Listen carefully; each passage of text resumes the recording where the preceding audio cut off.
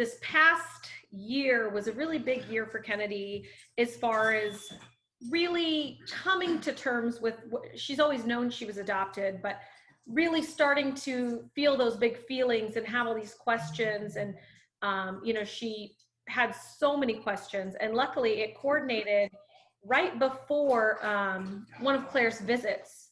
And so her and I talked as much as we could, and I said, listen, these are all questions that you will be able to ask Claire when she comes in a few weeks. And so when Claire came, we were able to sit down, and, she just wanted to hear Claire's side of her story from her, basically.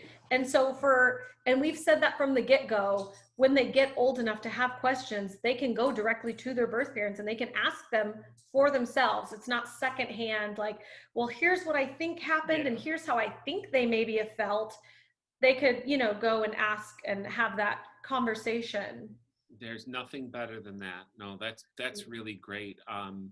And so being questioned by Kennedy in that way, Claire, and maybe Nico too, if you've been through that experience, what is that incredible, or does it make you nervous, or how does that make you feel to answer those questions? It made me nervous. Yeah. And it definitely made me a little not sad, but it made me like, it touched me, because I remember her one time saying to me, and she was like 7 or 6 years old, and I remember it pretty vaguely, and I just couldn't believe this coming out of a 6 or 7 year old's mouth. Like, she said to me, she's like, Claire, I said, what's up?